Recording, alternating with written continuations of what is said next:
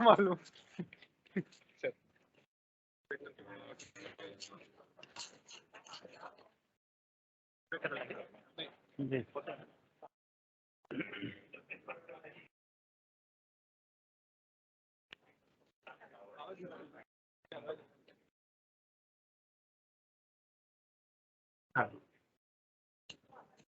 Madam sir welcome back. सीधा आते हैं आईटीसी रिफंड पे। ये स्टैट्यूट का टेक्स्ट है आपके सामने। मेरा एक सजेशन है, मैं चाहता हूं कि आगे भी ऑफिसर्स पीपीटी वगैरह से ना पढ़ें, वो स्टैट्यूट से पढ़ें, बैरक से पढ़ें, क्योंकि अब जब हम इम्प्लीमेंट करने जा रहे हैं लॉ को, तो पीपीटी या शॉर्टकट वाली चीजों से बात बनेगी नहीं। एवरी कॉमा फर्क पैदा करता है और एंड फर्क पैदा करता है। कॉमा और सेमीकोलन भी फर्क पड़ जाता है। अगर आपको याद होगा तो प्रॉम्प्ट क्रेडिट वाला सेक्शन 75 में 1751B, इसमें सर्विसेज के bill etcetera LTC etcetera services वहाँ नीचे में क्या हुआ है। अगर ये सर्विसेज मैंडेटरी है किसी पर्टिकुलर एक्ट में तो आपको क्रेडिट मिल जाएगा, अदरवाइज अब वहाँ ये क्लियर नहीं है कि उसके ऊपर 3 चीजें हैं, ए बी सी, और ये नीचे proviso provided credit will not be blocked if it is mandated by some statute। अब सवाल उठता है कि ये प्रोविजो जस्ट ऊपर वाले पे लागू होता है या ऊपर वाले तीनों पे लागू होता है। ए बी सी 3 लिख के नीचे प्रोविजो दिया, बहुत कीजिएगा। बेयर एक्ट जरूर साथ में रखिए, लेकिन जीएसटी का बेयर एक्ट सबके टेबल पे होना चाहिए। वहां जब नीचे करेंगे और उसको केस लॉज ने फिर एक्सप्लेन किया है, कभी जरूरी होगा जो लोग पढ़ेंगे तो मैं भेज भी दूंगा वो केस लॉ, उसमें कॉमा और सेमीकोलन को उसने इंटरप्रेट किया है कि ये ए बी और सी ये तीनों के बीच कॉमा है कि सेमीकोलन है। तीनों जहां खत्म हो रहा है वहां कॉमा है कि सेमीकोलन है, और उसने इंटरप्रेट किया है कि सेमीकोलन ब्रेक करता है, कॉमा कंटिन्यू करता है। और उसमें आप देखेंगे कि एक जगह सेमीकोलन है, एक जगह कॉमा है, एक जगह कॉलन है। इट मीन्स कि ड्राफ्ट्समैन ने ऐसे ही वहां कॉमा और फुल स्टॉप नहीं छिड़क दिया है, कॉन्शियसली कुछ लिखा है। उसका इम्प्लीकेशन वो चीजें क्या पीपीटी में मिलेंगी, वो चीजें क्या किसी के ये रफ आर्टिकल में मिलेंगी। इसलिए ऑफिसर्स को ये नियम ही बना लीजिए कि भले वो देखने में शुरू में टफ लगेगा, डिफिकल्ट लगेगा, हमारा झुकाव यही हो जाता है तो आसानी से एक राइटअप बना के दे दे, मैं नोट कर लूँ, लेकिन इन द लॉन्ग रन उससे बात बनेगी नहीं। प्लस दूसरा फायदा ये होता है कि जब आप बेयर एक्ट से पढ़ेंगे तो वो प्रोविजन जो बुक में लिखा हुआ है एक्सप्लेन करते समय भी वो आपके दिमाग में रन होता है कि मैं पेपर के बीच में हूँ, थर्ड में हूँ, यहाँ नीचे वाले पोर्शन में हूँ, वो रन होता है, वो चीज चाहिए। इसीलिए कॉन्शियसली मैंने स्टैट्यूट स्क्रीन पे रखा है, स्क्रीन पे ही नहीं अटैचमेंट में भी रखा। और देखिए 53 क्या कह रहा है, subject to provision of section 10 a registered person may claim refund of any unutilized input tax credit subject to provision of subsection 10। अब मान लीजिए कि आपके पास ये रिफंड क्लेम आया है आईटीसी का, और आपके सामने दिख रहा है कि पार्टी का पिछला ड्यूज है, पार्टी का एरियर्स ड्यूज है, पार्टी को कुछ टैक्स भरना बाकी है, उसने नहीं भरा है, अब ये कह रहा है कि subject to provisions of subsection 10, अक्सर हम इसको छोड़ देते हैं, नॉट विद स्टैंडिंग को सब्जेक्ट टू को छोड़ देते हैं। इसका मतलब है, और ये रिफंड देने के पहले ही आपके सामने आके खड़ा हुआ है, मीन्स रिफंड देने के पहले आपको देखना है कि सब सेक्शन 10 की कुछ एप्लीकेबिलिटी यहाँ बनती है क्या। सवाल उठता है कि सब सेक्शन 10 क्या है, तो आज के टॉपिक में है सब सेक्शन 10 किस चीज का, 54 का। 54, 10, 11, 12 ये तीन जो है विथ होल्डिंग ऑफ रिफंड, ये दो चीजों से रिलेटेड है। With holding of refund due और दूसरा deducting from the refund due. With holding the refund due यानी रिफंड सही है, एडमिसिबल भी है, मैं सैंक्शन करने जा रहा हूं, लेकिन अगर ये लाइन हम ध्यान में रखेंगे तो वो ये कह रहा है कि किन सिचुएशंस में आपको रिफंड, सही रिफंड भी रोक के रखना है, देना नहीं है। अगर वो सिचुएशंस हैं बाजू में और आपने रिफंड दे दिया तो मामला निकल जाए तो निकल जाए, अदरवाइज ऊपर वाला has a right to ask कि आपने गलत रिफंड क्यों सैंक्शन किया, इस चीज का क्यों नहीं ध्यान दिया। अब किसी पीपीटी में ये वाला लाइन तो नहीं मिलेगा सब्जेक्ट टू प्रोविजन, जो कि वो इसी से स्टार्ट हो रहा है। हम थोड़ी देर में वो देखेंगे विथ होल्डिंग वाला कि किन सिचुएशन, मोटा मोटी समझ ही लीजिए क्योंकि समय कम है, तो वैसे भी देर से वहां जाने का क्या मतलब है। तो पहला ही सेंटेंस है, मैं उसको एक्सप्लेन कर रहा हूँ, अंदर पीपीटी है। ये 10, 11, 12 जो है 54 के, वो विथ होल्डिंग प्रोविजंस या डिडक्टिंग प्रोविजंस ऑफ रिफंड कहलाते हैं। वो यही कह रहा है कि सब कुछ सही है, उसका रिफंड एडमिसिबल है, लेकिन आपको रोक के रखना है। अब तीन तरह के विथ होल्डिंग होते हैं। ये तीनों वर्ड बोलचाल वाला वर्ड है, इसको मैंने नाम दिया है। एक विथ होल्डिंग है प्रोटेक्टिव विथ होल्डिंग, एक है कंप्लायंस विथ होल्डिंग। ये वर्ड लिखा हुआ नहीं है लॉ में, उसका प्रोविजन देख के अपने पीपीटी में मैंने जानबूझ के वर्ड लिखा ताकि हमें और आपको याद रहे। पहला है कंप्लायंस विथ होल्डिंग, ये कहां पे लिखा हुआ है, चलिए जाते हैं।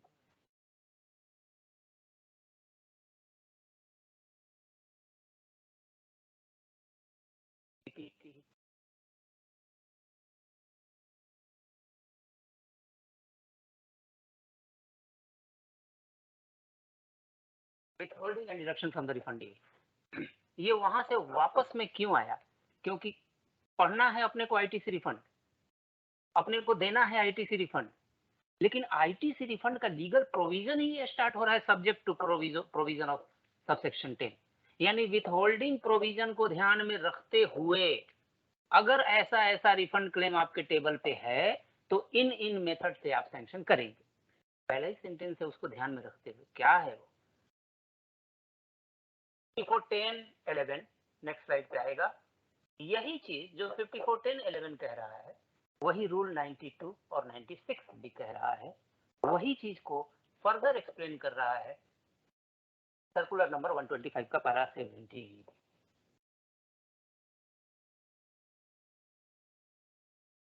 क्या कह रहा है, where the refund is due, ध्यान दीजिएगा वहां वो वर्ड जो है वो हटाया कब गया है, अभी फाइनेंस एक्ट 22 में हटाया गया है, जो कि अभी लागू भी नहीं हुआ है, आने वाले समय में फ्यूचर डेट से वो नोटिफाई हो जाएगा।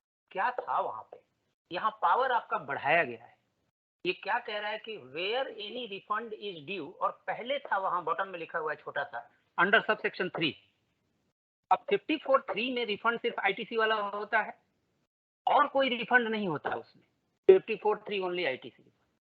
यानी अभी तक जो प्रोविजन था कि आप कौन सा रिफंड उसका रोक के रख सकते हैं, कौन से रिफंड में से पैसा काट के अपना ड्यूज वसूल कर सकते हैं, 54(3) वाला यानी आईटीसी रिफंड वाला।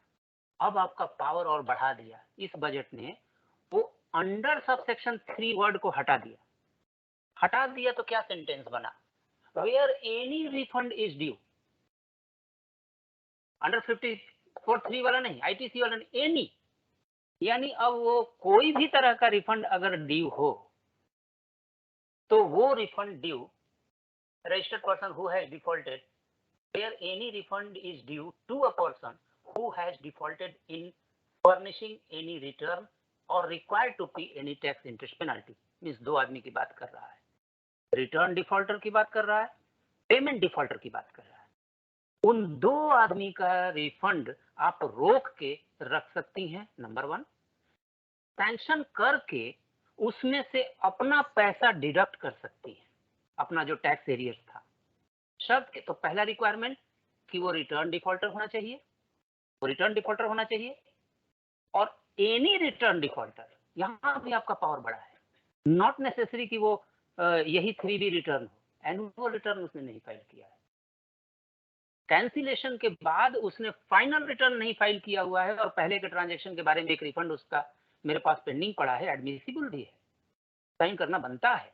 फिर भी अगर हम इस प्रोविजन को याद रखें कि subject to provision of subsection 10, मतलब ये देखते हुए कि रिफंड रोकने का ग्राउंड बनता है क्या, रिफंड में से काट के अपना पैसा वसूल कर लेना बनता है क्या, वो बनता है आपको जब वो रिटर्न डिफॉल्टर है, किसी भी रिटर्न का डिफॉल्टर, चाहे वो एनुअल का हो या 3B का हो।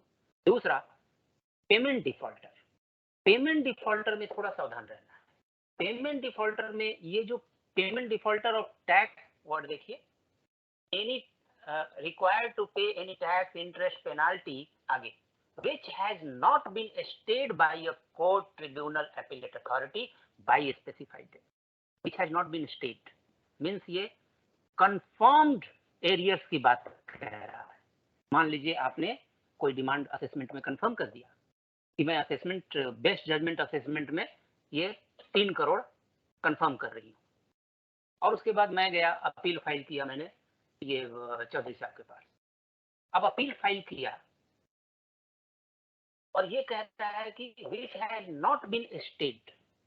अब बताइए ये जो जीएसटी का अपील मैंने चौधरी साहब के पास फाइल किया, स्टे है कि नहीं उस 3 करोड़ रुपए को? आप ये रिकवर रोक सकते हैं कि नहीं इस रिफंड को? एक रिफंड आपके सामने पड़ा हुआ है और इसके पहले एक असेसमेंट आपने किया था 3 करोड़ का, और ये रिफंड 3 करोड़ थोड़ा ज्यादा हो गया, चलिए 10 लाख का, और ये रिफंड आपका 70 लाख का यहाँ पर पड़ा हुआ है, एडमिसिबल है, सैंक्शन करना है आपको। लेकिन आपको याद आ गया कि स्टैट्यूट में लिखा हुआ है सब्जेक्ट टू सबसेक्शन 10, मींस मुझे विथहोल्ड करने की भी पॉसिबिलिटी देखनी है। विथहोल्ड करने के लिए अगर स्टैट्यूट पढ़ेंगे तो वो कह रहा है कि वो वाला टैक्स इंटरेस्ट और penalty which has not been stayed. और अभी मैंने कहा कि मैंने अपील फाइल किया है असेसमेंट के उस 10 लाख ऑर्डर के अगेंस्ट चौधरी साहब के पास, तो मैं उसको रोक के रखूं रिफंड को या नहीं, या उसमें से 10 लाख में से अपना वाला निकाल लूं कि नहीं निकाल लूं? क्यों? स्टेट की बात कह रहा है, which has not been state.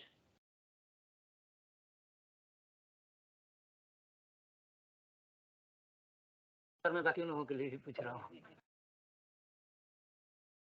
जी। जैसे ही मैंने चौधरी साहब के पास अपील फाइल किया, प्री जीएसटी रेजिम में अपील का फाइल करना, प्री डिपॉजिट भरना और स्टे मिलना, तीनों 3 घटनाएं थी, 3 इवेंट्स थे जो 3 डिफरेंट डेट पे 3 अलग अलग समय पे हो सकते थे। जीएसटी में वैसा नहीं है। प्री जीएसटी रेजिम में था कि नो कमिश्नर अपील और no appellate authority will entertain the appeal, that means hear the appeal. Hearing के पहले unless the pre deposit is made, hearing के पहले प्री डिपॉजिट जरूरी था, तो पहले अपील फाइल किया जा सकता था। उसके बाद हियरिंग से पहले कमिश्नर बोल सकते थे कि भाई हियरिंग होने वाली है फलाने डेट को, प्री डिपॉजिट भरो नहीं तो रिजेक्ट करूंगा। फिर प्री डिपॉजिट भर दिया हमने, फिर उसके बाद बोलते थे कि सर स्टे अप्लाई कर रहा हूं, मुझे स्टे दे दो। तीनों 3 घटनाएं थी, जीएसटी में मर्ज कर दिया गया है। जीएसटी में वर्ड यूज्ड है कि नो अपील कैन बी और shall be filed, word is filed. पहले में था इंटरटेन्ड, मींस हियरिंग डेट के पहले प्री डिपॉजिट चाहिए, यहाँ है कि फाइलिंग डेट से पहले प्री डिपॉजिट चाहिए। इन शॉर्ट प्री जीएसटी में क्लर्क बिना प्री डिपॉजिट के आप अपील फाइल करती थी तो लौटा सकता था कि, मतलब नहीं लौटा सकता था कि मैं रिसीव ही नहीं करूंगा। कोर्ट में मामला गया है, कोर्ट ने कहा है कि हाँ भाई रिसीव करो, क्योंकि प्री डिपॉजिट हियरिंग के समय तक वो भरेगा। वो सिचुएशन जीएसटी में नहीं है। जीएसटी में pre deposit is always a prior deposit, it is pre to filing of the appeal, not the hearing of the, ठीक है। तो 176 ब्रैकेट 6 का प्री डिपॉजिट जो है वो पहले भरा होगा, यानी मैंने अपील फाइल किया है चौधरी साहब के पास, it means it goes without saying कि मैंने प्री डिपॉजिट के साथ ही फाइल किया है, क्योंकि अदरवाइज फाइल ही नहीं कर सकता जीएसटी रेजिम में। तो चलिए ये क्लियर हो गया कि प्री डिपॉजिट में भर चुका, ठीक है। अब उसके बाद वही 176 का ब्रैकेट 6, 7, 8 आगे वाला सबसे 8 ये कह रहा है कि when pre-deposit is made, the recovery of rest of the amount will be stayed, यानी ऑटो स्टे की बात कर रहा है। यानी अब चौधरी साहब को अलग से कागज पे स्टे ग्रांट नहीं करना है मुझे। The moment I paid the pre deposit automatically my rest of the liability has been stayed by the same process. तो ऑटो स्टे है, इसीलिए ये अमाउंट स्टेड अमाउंट हो गया। जैसे ही अपील फाइल करने का मतलब प्री डिपॉजिट भी भरा हुआ है और ऑटोमेटिक स्टे भी हो गया। अब जब स्टे हो गया तो मेरा ये वाला रिफंड आप रोक सकती हैं क्या? नहीं रोक सकती। लेकिन अगर आपको पता है कि 2 महीना पहले उसका असेसमेंट ऑर्डर ऐसा मैंने पास किया है और 4 महीना पहले 3 महीना बीत गया, मीन्स पता करूं कि अपील में गया है कि नहीं। अगर अपील में नहीं गया है वो, चाहे तो प्री डिपॉजिट नहीं था उसके पास तो भी नहीं जा सकता। नहीं गया है मीन्स अपील नहीं है तो मतलब प्री डिपॉजिट नहीं है, प्री डिपॉजिट नहीं है तो मतलब स्टे नहीं है। ये अनस्टेड अमाउंट है और अनस्टेड अमाउंट कंफर्म्ड अमाउंट है। कंफर्म्ड एरियर्स होता है, यानी इस पे और कोई लीगल रेमेडी आपको अवेलेबल नहीं है। ऐसा कंफर्म्ड एरियर्स अगर बाजू में जिंदा है तो ये वाला रिफंड को रोकना है। ना सिर्फ रोकना है, दूसरा भी पावर है, मर्जी आपकी। आप इसको रोक लीजिए, उसे मौका दीजिए कि ये रिफंड मैं रोक रही हूं, तुम वो भरते हो क्या? क्योंकि वो कंफर्म्ड एरियर्स है, अब अपील में भी नहीं जा सकते। ये विथहोल्डिंग है। विथहोल्डिंग किसका? पेमेंट डिफॉल्टर का। ये बंदा पेमेंट डिफॉल्टर है, ठीक है। और दूसरा था रिटर्न डिफॉल्टर, उसने कोई रिटर्न नहीं फाइल किया है, उसका भी विथहोल्ड कर सकता अगर पता है कि रिटर्न डिफॉल्टर है वो और ये रिफंड सामने है।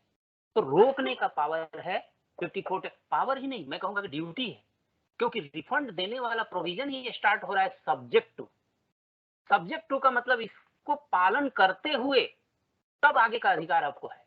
इसको इग्नोर करते हुए अगर रहता तो वहां वर्ड सब्जेक्ट टू नहीं होता, वहां वर्ड होता नॉट विद स्टैंडिंग।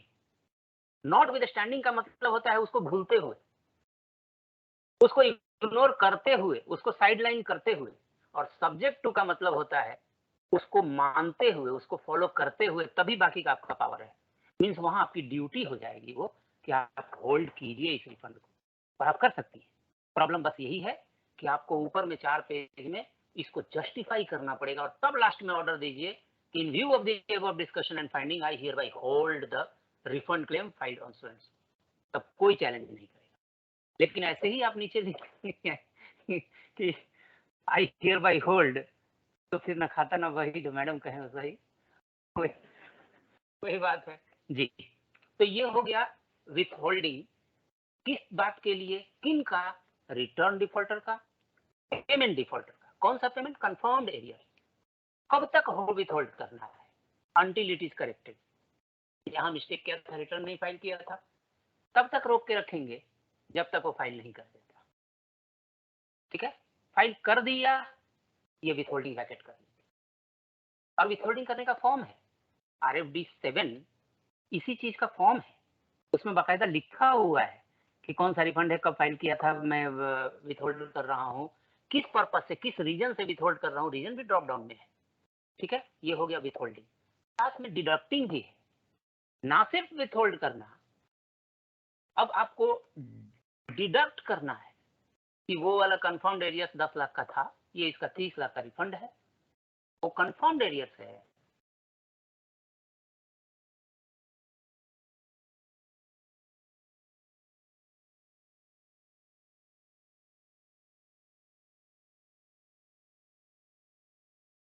वो कर रही हूँ, मेरे मुंह से इसलिए बार बार निकल रहा है कि जो भी रिफंड वाले मामले हैं, मेरा अभी तक मैडम लोगों से ही पाला पड़ा है। इसका मेन रीजन यही है।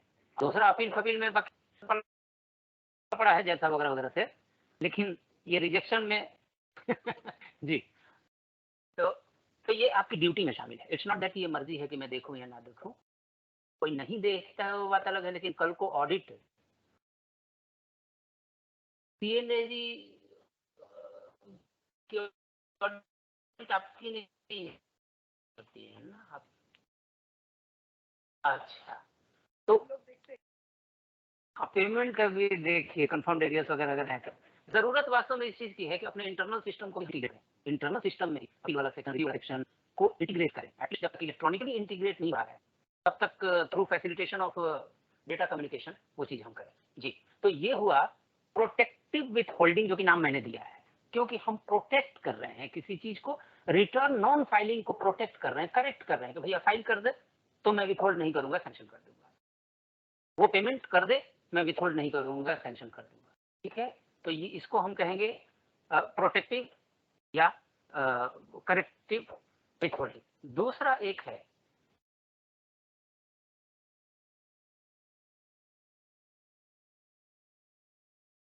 देखिए नीचे में इसका नाम दिया कंप्लायंस विथ होल्डिंग। ये सॉरी ये कंप्लायंस विथ होल्डिंग कि कंप्लाई करो, रिटर्न भर दो या टैक्स भर दो, किसके लिए विथ होल्ड कर रहे हैं, तो इसको कंप्लायंस विथ होल्डिंग मैंने नाम दिया है। इसको लीगल वे में मत ढूंढिएगा उसमें। We can call it as compliance withholding the refund which is due to the one who is a return defaulter. कब तक विथ होल्ड करेंगे, until he files the return. दूसरा, अ पेमेंट डिफॉल्टर कब तक करेंगे, until he pays the unpaid confirmed areas, confirmed word is important, state confirmed areas of GST और pre GST.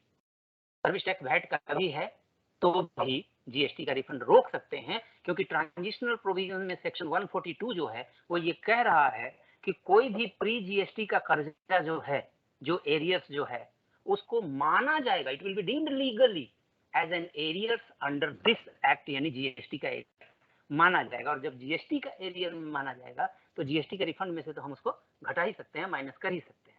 ये चीज ऊपर में लिखना होगा आपको रीजनिंग में, ये सारी चीजें, मेन चीज वही मिसिंग हो रहा है इसीलिए तकलीफ है।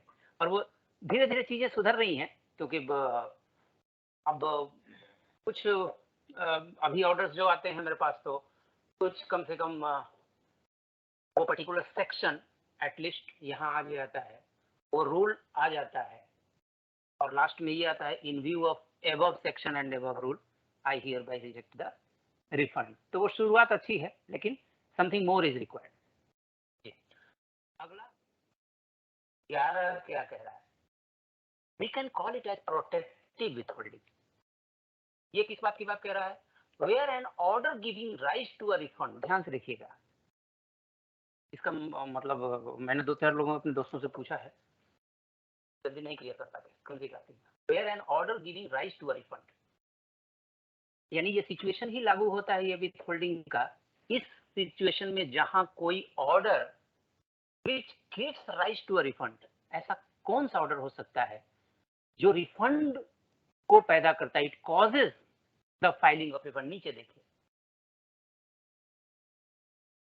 we can call it as protective withholding of refund by the commissioner in situations where refund is arising from some, ये ऑर्डर हैं, ऑर्डर इन ओरिजिनल जो कि डीसीएससी ने पास किया है,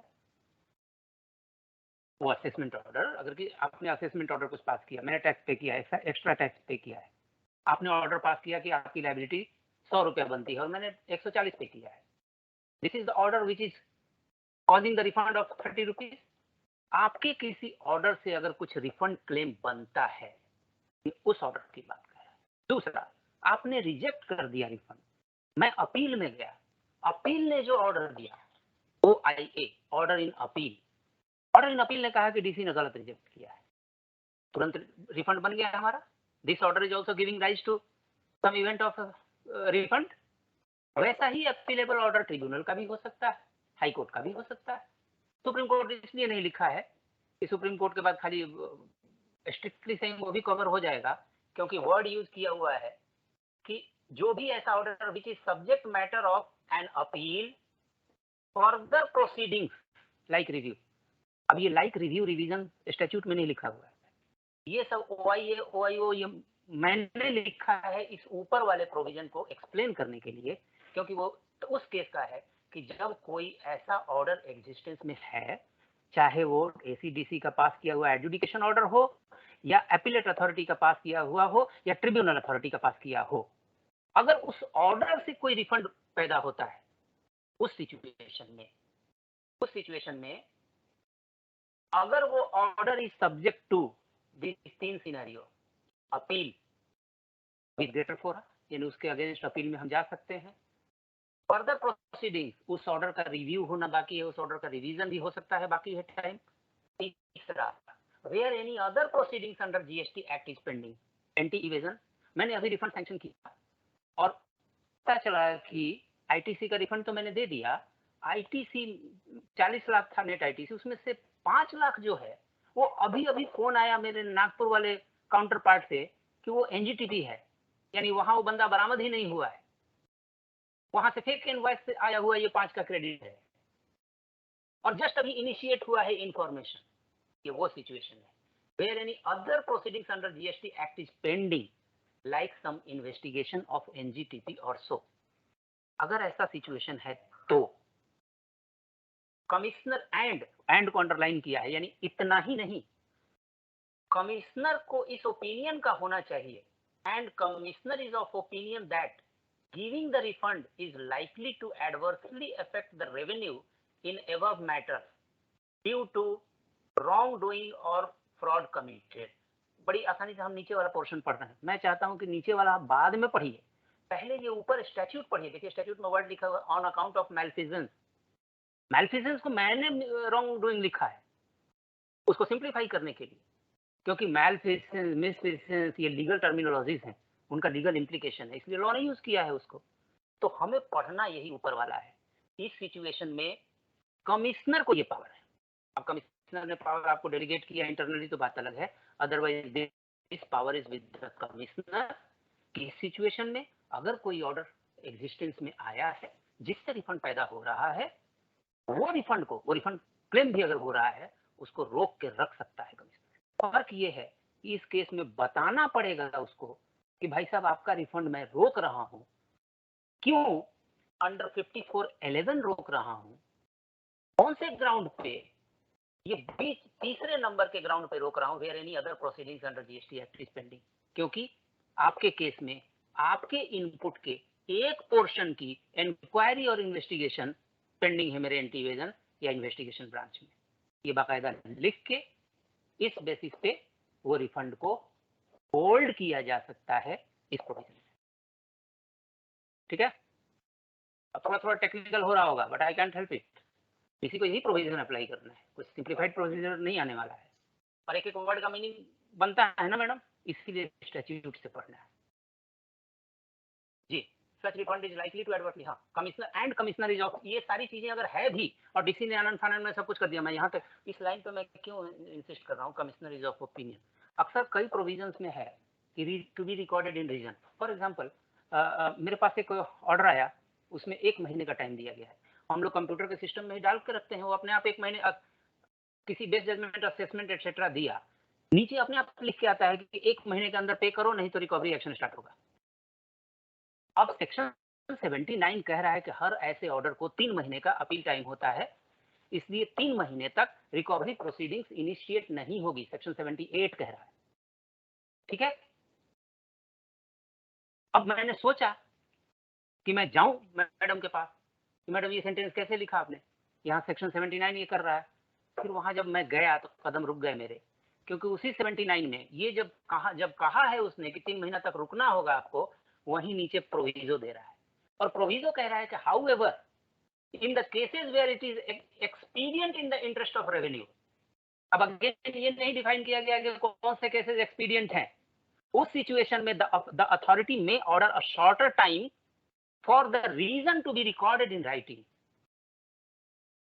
अब मुझे 90% लगता है कि मैडम ने ये रीजन राइटिंग में तो नहीं रिकॉर्ड किया होगा अपने फाइल में, लेकिन मैं फाइल जाके देख नहीं सकता। अगर रीजन नहीं रिकॉर्डेड है तो ये एक्शन आपका गलत है। अब वो रीजन कौन देखेगा, अगर एक ही सिन्हा नहीं देख सकता है, कोर्ट तो देख सकता है ना, कोर्ट मांग सकता है कि उस समय का रिकॉर्ड मेरे पास लेके आइए। And show me in the note sheet कि where you have recorded the reason. मैं ये नहीं कह रहा हूं कि आपने एक ही महीना में 3 करोड़ भरने का उसको ऑर्डर दिया और उसने सुसाइड कर लिया कि 3 महीना मिलता तो मैं पैसा अरेंज कर सकता था, 1 महीने में तो मैं मर ही सकता हूं खाली। उस सिचुएशन में तो क्या मिस हो गया, वो recording of reason in that file miss हो गया। क्यों मिस हो गया? क्योंकि हमने पीपीटी से पढ़ा है, स्टैट्यूट से नहीं पढ़ा। ठीक है, तो स्टैट्यूट से उसको देखिए और जहां भी लिखा हुआ है रीजन रिकॉर्डेड। अब उसी केस में मैं नहीं गया मैडम के पास, क्योंकि मुझे लगा कि यहाँ प्रोविजो पावर उनको दे रहा है कि इन द एक्सपीडियंट केस से। मैंने ढूंढा, एक्सपीडियंसी कहीं डिफाइन नहीं है जीएसटी लॉ में, तो मैं जाके भी क्या करूंगा, वो दिखा सकती है कि देखिए यहाँ पावर है। फिर मैं अगर ये पूछूं कि madam reason to be recorded है सब्जेक्ट टू योर सेटिस्फैक्शन, अब ये पूछने का मुझे अधिकार नहीं है कि have you recorded reason in the file, लेकिन कोर्ट को पूछने का अधिकार है, आपके जेसी को पूछने का अधिकार है। फॉलो कीजिएगा इस चीज को। वही चीज यहाँ कह रहा है कि इतनी चीजें होने के बाद भी commissioner is of the opinion कि अगर ये रिफंड दे दिया हमने तो इट विल एडवर्सली अफेक्ट इस चीज को, the revenue in above matter, यानी इन तीनों मैटर्स में, ड्यू टू रॉन्ग डूइंग और फ्रॉड कमिटेड, यानी जो रेवेन्यू आने वाला है वहां से एंटी इवेजन तुरंत ये करके रिकवर जो करने वाला है वहां से 5-10 लाख जो गलत ये क्रेडिट है, तो एक तरफ उससे रिकवरी करनी है मुझे, छीनना है उससे वो पैसा, और दूसरी तरफ उसकी जेब में हम रिफंड बना के रख रहे हैं, ये कॉन्ट्राडिक्टरी है ना। उसी सिचुएशन को टेक केयर करने के लिए ये 5411 है। ठीक है, इसीलिए ये प्रोटेक्टिव। एक तीसरा है, तीसरा क्या, उसी का एक्सटेंशन है 5412, ये सब रिफंड का ही सेक्शन चल रहा है 5412, ये protective with holding with 6% interest. अब इसमें यह है कि आपने रोका है किस उम्मीद में कि एंटी इवेजन कुछ इन्वेस्टिगेशन कर रहा है, ये रिफंड दे दिया और इन्वेस्टिगेशन के बाद रिकवर करना बना, तो फिर ये जो चीज पैसा लेना ही है वो उसकी जेब में हम क्यों डालें। लेकिन इन्वेस्टिगेशन के बाद पता चला कि नहीं ओके है वो, हम प्रूव नहीं कर पाए। उस सिचुएशन में तो फिर हुआ ना कि आपने मेरा रिफंड रोक रखा था। यहाँ इक्विटी को देखते हुए 6% इंटरेस्ट प्रेस्क्राइब किया गया है। प्रोटेक्टिव विथ होल्डिंग में याद कीजिए, कंप्लायंस विथ होल्डिंग में इंटरेस्ट प्रेस्क्राइब नहीं था, इसमें इंटरेस्ट प्रेस्क्राइब है, 6% इंटरेस्ट के साथ देना है। अच्छा देखिए सर, इंटरेस्ट भी जो देना है ना, इसमें ये वर्ड ध्यान दीजिए, provided that where any claim of refund arises from an order passed by adjudicating authority or appellate tribunal or court which has attained finality and the same is not refunded within 60 days, means interest देने का इस मामले में भी, कंसिक्वेंशियल refund में भी 6% interest देने का, ये वाला इंटरेस्ट हर असेसी क्लेम करेगा, लेकिन आप चाहें तो अवॉइड कर सकती हैं, क्योंकि वो ये लिखा हुआ है कि 2 कंडीशन पूरा होना चाहिए, that order must have attend finality.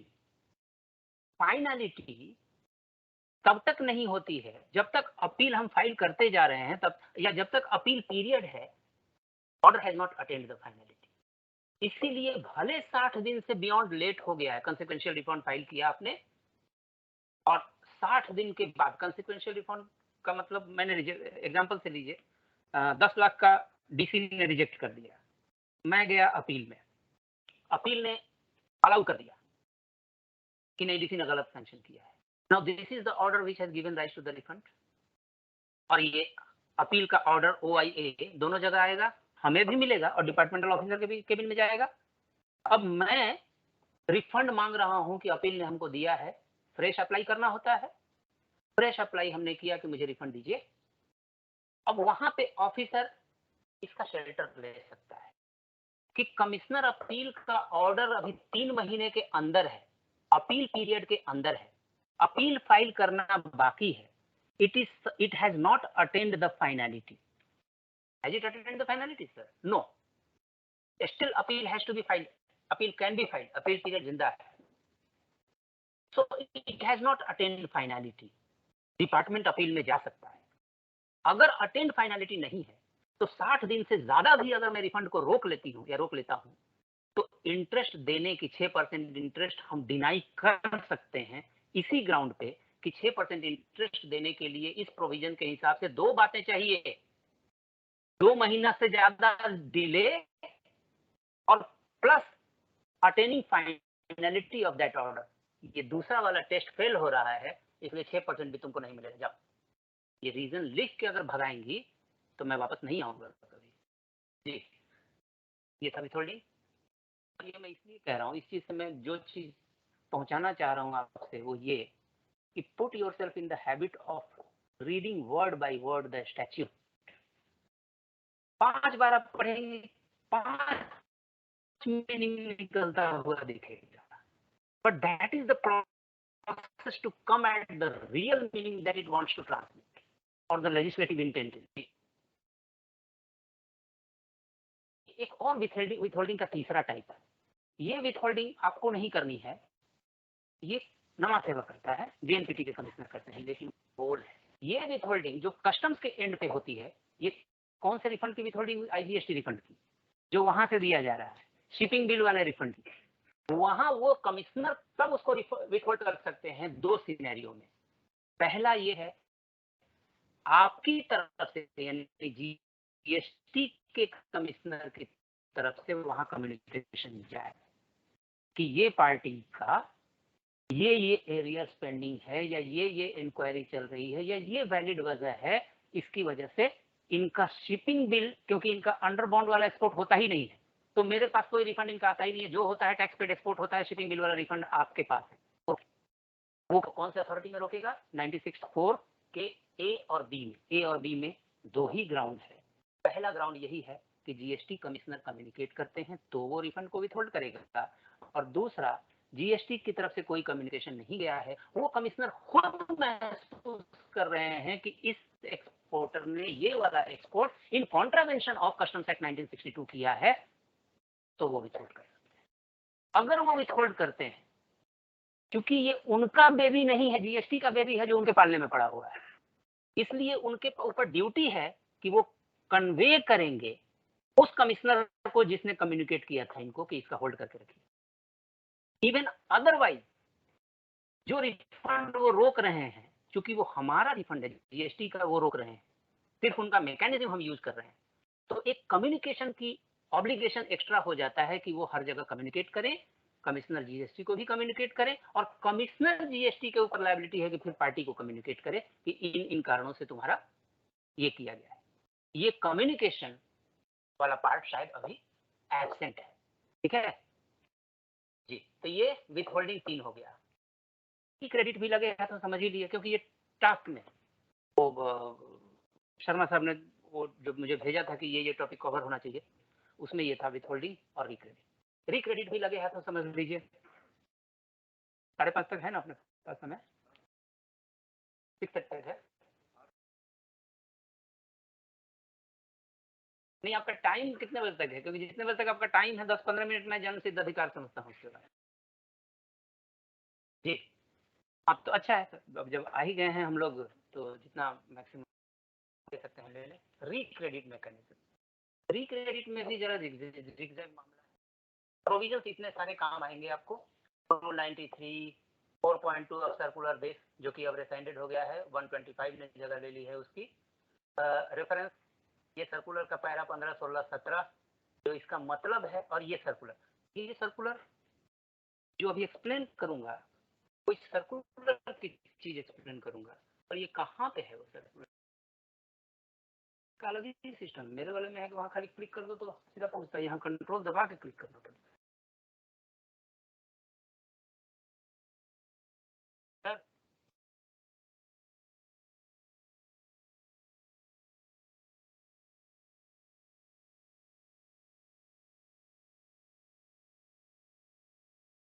Hyper पे जाइए,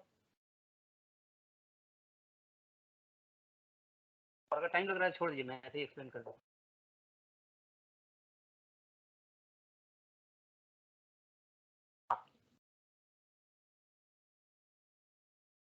देखिए, हाइपर लिंकिंग का यही फायदा है, इसीलिए जानबूझ के दिया है कि आप लोगों को बिल्कुल आलस ना हो पढ़ने में, नहीं तो कौन ढूंढने जाएगा कहाँ।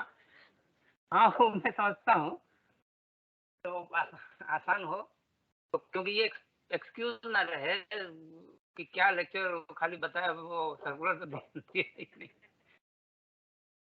सारे सर्कुलर की हाइपरलिंकिंग हमने की है। ये देख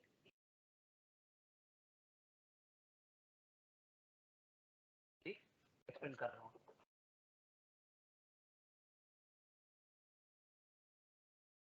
जी, फ्री क्रेडिट यानी जो पैसा रिफंड, जीएसटी में चूंकि सब कुछ इलेक्ट्रॉनिक होना है, लेजर भी इलेक्ट्रॉनिक है, हर वो पैसा जिसका मैं रिफंड आपसे मांग रहा हूं वो कहीं ना कहीं नोशनल लेजर में, वर्चुअल लेजर में पड़ा हुआ है, कहीं हार्ड किसी तिजोरी में पड़ा हुआ नहीं है। ठीक है, तो नियम यही है कि कोई भी रिफंड क्लेम करने से पहले आईटीसी पर्टिकुलरली आपको डेबिट करना होता है वहां से। तो मैंने 10 लाख का रिफंड क्लेम किया, डेबिट किया वहां से। अब डेबिट करने के बाद, क्योंकि डेबिट करने के बाद ही मैं रिफंड क्लेम कर सकता हूं, अब उस रिफंड में से मान लीजिए कि एग्जांपल लेके चलते हैं, 100 रुपए का रिफंड मैंने क्लेम किया, और उस 100 रुपए के रिफंड में से 30 रुपीज कोड यूज करूं क्या?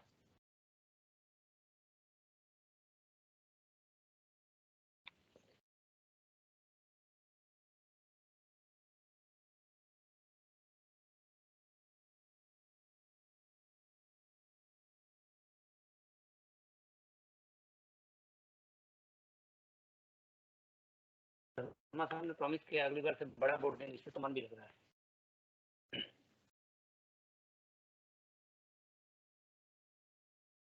क्लेम किया सर 100 रुपीज का मैंने आईटीसी क्लेम है ये, आईटीसी का रिफंड क्लेम 100 का किया।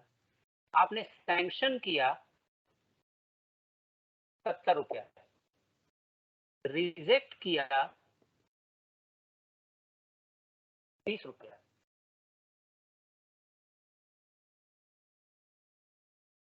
ये RFD1 था मेरा, ये सैंक्शन आपने किया 70 और रिजेक्ट किया 30।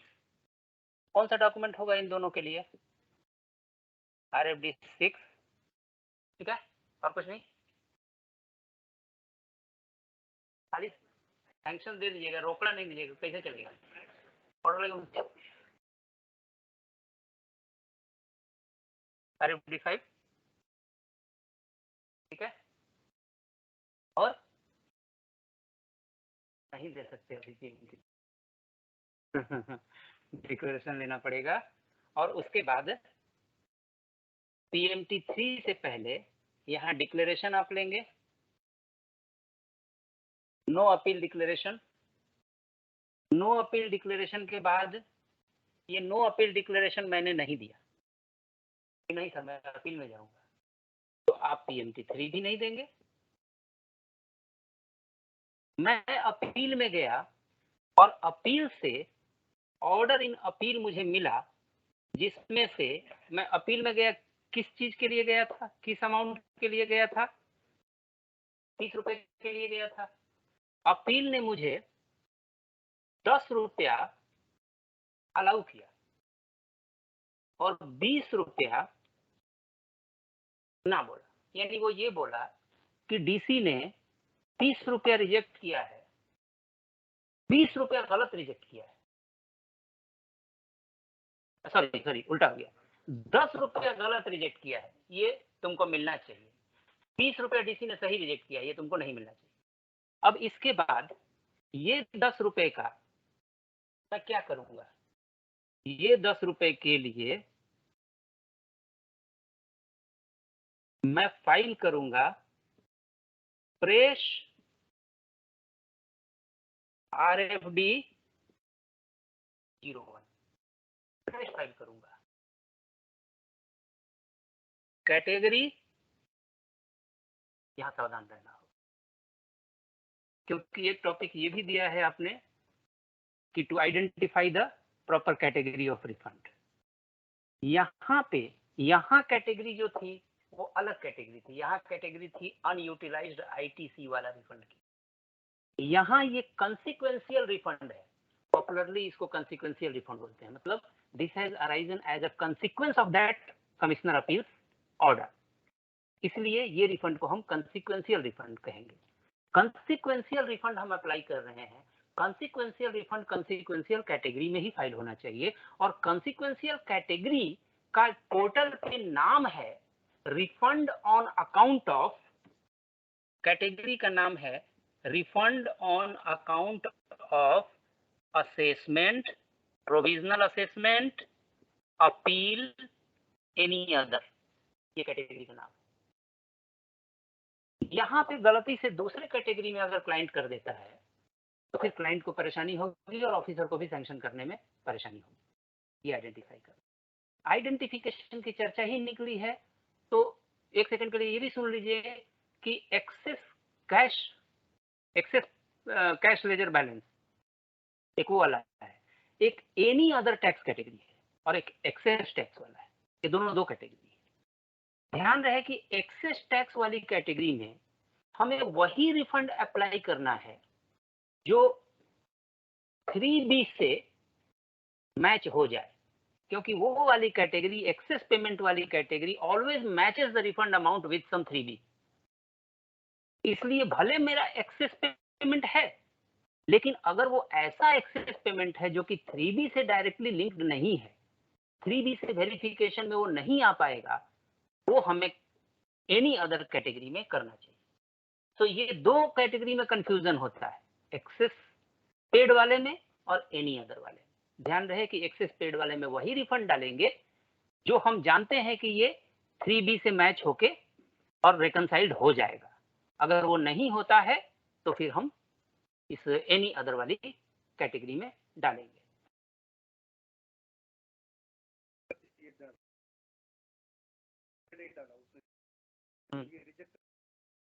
हाँ सर, दिक्कत ये कि आपको डिस्क्रिप्शन नहीं दिया गया है ना, तो डिस्क्रिप्शन नहीं दिया गया है तो तमाम सिंपैथी के बाद भी हम वही करेंगे जो लॉ कह रहा है, और लॉ ने कोई रेमेडी ऐसी दी नहीं है, डिस्क्रिप्शन दिया नहीं है। हाँ, जहां उसको डिस्क्रिप्शन देना था कस्टम्स में उसने डिस्क्रिप्शन दिया, जिसको मैनुअल इंटरफेस कहते हैं, जिसको अल्टरनेटिव रेमेडी कहते हैं, ये दो नाम से जानते हैं, सर ने ये वर्ड यूज किया है। ये उनके लिए था जिन्होंने पोर्टल पे मतलब एक्सपोर्ट किया, GSTR1 में ठीक ठीक लिखा है टेबल नंबर 6 में, लेकिन 3B में 3.1 B की जगह ए वाले में, ऊपर वाले में चला गया। ए है इंटरस्टेट सप्लाई का और नीचे बी जो है वो जीरो रेटेड सप्लाई का है। अब जीरो रेटेड सप्लाई भी एक डेफिनेशन से इंटरस्टेट तो होता ही है, यही समझ के इसने ऊपर वाले में डाल दिया। अब नतीजा ये हुआ, समझ रहे हैं ना, 3B में 3.1 ए है एक और 3.1 बी है एक। ये बी जो है ये जीरो रेटेड का है, एक्सपोर्ट वगैरह का, और ये जो है इंटरस्टेट का है, इंटरस्टेट का है। और GSTR1 जो है, GSTR1 इसका टेबल नंबर 6 है। टेबल नंबर 6 में एक्सपोर्ट है, ACZ है, डीम्ड एक्सपोर्ट है, ये इस तरह की चीजें। अब यहाँ टेबल नंबर 6 में उसने सही सही दिखाया है कि एक्सपोर्ट मेरा 10 लाख का एक्सपोर्ट है, ये 10 लाख टैक्स एलिमेंट है, समझिए वैल्यू ज्यादा है, 10 लाख का एक्सपोर्ट। अब ये जब 10 लाख का यहाँ टैक्स पेड एक्सपोर्ट है तो वो 10 लाख यहाँ दिखना चाहिए ना,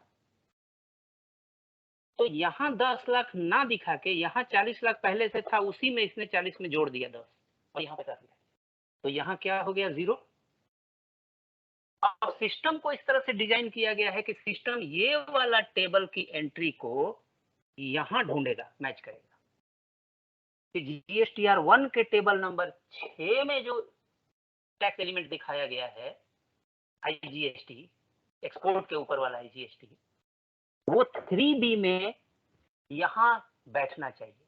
अगर सही सही रिटर्न उसने फाइल किया होता तो यहाँ भी 10 लाख लिखता, सिस्टम ये दोनों मैच कर लेता, मैच करके ऑटोमेटिकली डेटा ट्रांसमिट कर देता, वहां ऑटोमेटिकली सैंक्शन हो जाता, प्रॉब्लम होता ही नहीं। गलती उसने यही की है कि ये यहाँ कर दिया है।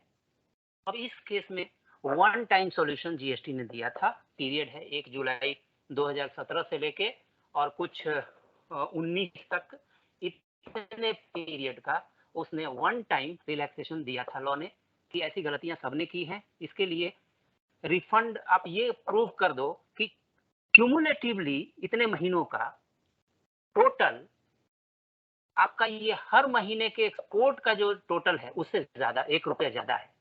अगर 1 रुपया भी ज्यादा है इट मीन कि आपने टैक्स भरा है, भले इस हेड की बजाय इस हेड में भरा है, तो ऑफिसर मैनुअली उसको वेरीफाई कर लेगा कि भाई टोटल, अच्छा मैनुअली जब ऑफिसर वेरीफाई करेगा तो यहाँ उसको दिख जाएगा ना सर कि टोटल लायबिलिटी 40 की ही उसकी है इंटर स्टेट की, यहाँ से गुजरात वाले की, तो 50 उसने भरा है, ये दिख जाएगा कि 50 भरा है, तो वो समझ पाएगा ना कि ये एक्स्ट्रा जो 10 है वो और कुछ नहीं, यही वाला 10 ऊपर चला गया है। वो मैन्युअली लिख देगा कि हाँ भाई वेरीफाई कर लिया, क्यूमुलेटिवली टोटल जो ये आ रहा है इतने महीनों का, ये इस पीरियड का, वो उतने पीरियड का GSTR1 का टेबल 6 का जब मैं टोटल करता हूँ तो उससे 1 रुपया कम नहीं है, 1 रुपया हायर साइड में है, या कम से कम बराबर है। अगर ये हो जाता है तो ऑफिसर उस सिस्टम में दखल देके घुस के ओके कर देगा, अनमैच्ड को मैच्ड कर देगा, फिर वो रिफंड उसे मिल जाएगा। मैं गलत कह रहा हूं, सिर्फ उतने ही पीरियड के लिए, एक बार के लिए सिर्फ ये रिलैक्सेशन दिया गया था। अब उसके बाद जिन्होंने ये गलती की है, ओके, आपकी प्रार्थना करें फिर से ऐसा स्कीम दो।